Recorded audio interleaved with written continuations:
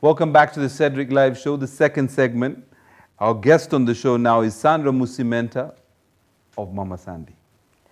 So Sandra, first of all, welcome to the Cedric Live Show. Thank you very much.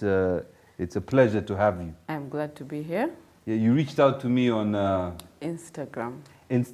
Yeah. And you kept telling me, send me an email, but I don't know why social media has spoiled us. I would rather communicate on Instagram than sending you an email. Can you imagine? You know the problem with these things of Instagram, you never know who's sliding up in your DM. Yes, that's so you have true. to be careful. That's so true. You could have been a guy. Yes. No, even there are so many fake accounts. So. So I had to be very careful. So, when you. But if there's also a guy doing what I do and he's called Mama Sandy, I think they're doing a good job. Yeah, but before we get into that, if a guy wrote to me and he said to me that he was advocating for teen moms, and he was a teen mom himself, yes, it that might be a bit problem. of a problem. So anyways, Sandra, tell me a bit about yourself, and what it is that you do with Mama Sandy. Oh, I'm Sandra Musimenta Sekamwa. Yeah. I'm a mother of 3. Yes. I'm a wife. I am a Sunday school teacher. I own a daycare. I'm a writer. I do so many things, but I am mostly passionate about the teen mothers. Yes. What makes me passionate about teen mothers? I am a victim of teenage pregnancy. And for every reason, I feel and believe that I can relate very well with those girls. Right. I do not know how teenage pregnancy is portrayed outside Uganda, but it's more like stigma in Uganda. Yes. It's like, I don't know how best I can describe it, but I know girls who have committed suicide because they are pregnant. I'm talking of the age between 14 and 19. I know families that have abandoned their children because they've fallen victim. Right. And it's sad to note, it breaks my heart that while all this is going on, the partner X goes on happily ever after. As in the father? Yes, the father of the child.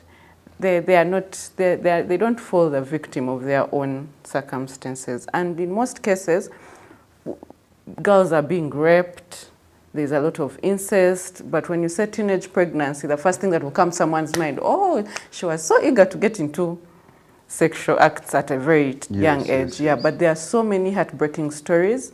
There are girls that are coming out to tell their stories. There are very many girls that have reformed after that. There are also sad stories where you take back a girl and the family says, we're done with her. Mm-hmm. So I speak so passionately in that direction. And how I'm doing it, I'm running campaigns in school. I go to schools and talk about teenage pregnancy. And it's funny, when you go to schools, I've gone to very big schools that have very beautiful young girls, but it's a joke. They keep telling me, with all these abortion methods on the net and the pills, how can one fall victim of teenage pregnancy? So what am I saying? They are sharp. But I would rather, speaking on behalf of me and as a mother, I would rather have a child fall victim of teenage pregnancy than give me a child dead due to abortion. But this is going on at a very high rate. And when I speak of teenage pregnancy, people don't give it so much audience because 24%, the rate of teenage pregnancy is 24%, the majority being the poor households. 24% of what? Of the teenage mothers in Uganda. Yes. But the majority of those are from the poor households. Yes. But guess what? It's happening right here in our homes, in these big gates that you see. The kids that go to the international schools, they are going into that same stage. But parents in that uptown ignore teenage. It's not a big deal. But I have met so many, and I don't know how best we can put out the message, because it's sad to note that some parents are reluctant and they're saying, this generation is dead and gone. They'll figure it out on their own. Should I do the same? No. That's why I come out and say, I will speak. I'll put forums. I call parents. And this year I'm trying to do it differently. I'm calling fathers on board. Right. Yes, I want fathers to come and tell us, because so many girls their mothers are single mothers. Yes. So I want them to hear from a father who is a very good father, who's raising his children. They don't believe such men are there. No. Yeah, I mean, there is this whole thing that all men are trash. But you know, that's pretty much the anthem. Yes. Yes. And if you tell me all men are trash, so who are these girls going to get married to?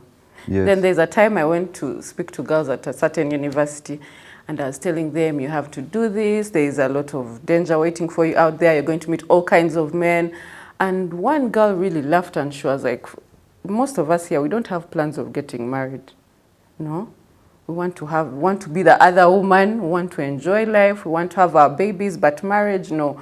Actually, there's another one who challenged me and said, don't be surprised if one of us here is a side dish to your husband. And I said, oh, all right, I'm treading a very rough. Did the conversation stop there? Did you stop there. lecturing? Yes, it stopped there. I can feel that, because I think, so you ran home to check the phone? No way, no way, but what they're saying is true. It could probably not be me. I know what you mean, yes. But the girls out there they're done with it. They're like, they don't see hope in marriage. When you tell them about teenage pregnancy, they would rather opt for abortion. Then the families, the parents are so reluctant about it. I do not know why. Yes. Yeah, but like I've said, some have given up. They're saying this generation is too wasted. We don't see how we can bring them back to that. Now, I think when you sent me a message on the Cedric live show, yes, direct message, of course I looked into the issue. And I found a publication in one of the newspapers, I don't know whether it was a newspaper or a magazine, about you overcoming depression. Yes. I think I have some limited understanding of what depression is, but where did you find the strength?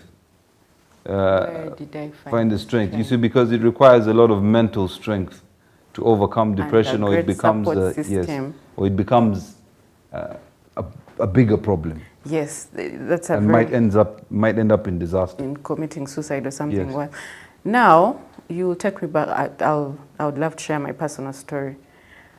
I am one of those that comes from a very well-to-do family. Right.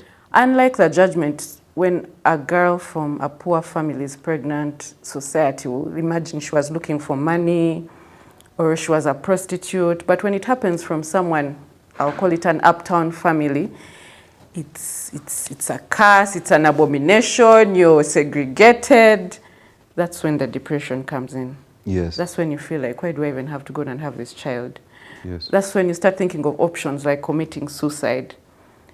That's when you feel, oh, everyone is so much better than you. You're worthless. Everything comes into, everything negative keeps pouring inside. So that's how you felt? That is how I felt. And this stemmed from being... Not that I segregate. Yes, society does that. Even some relatives do that. Even friends depart. But it was the pregnancy that triggered the depression. Triggered all this. Okay, I'm going to stop you right here. We're going to go to commercial. We're going to come back and we're going to talk more to Sandra about her experience and how she managed to come through the depression.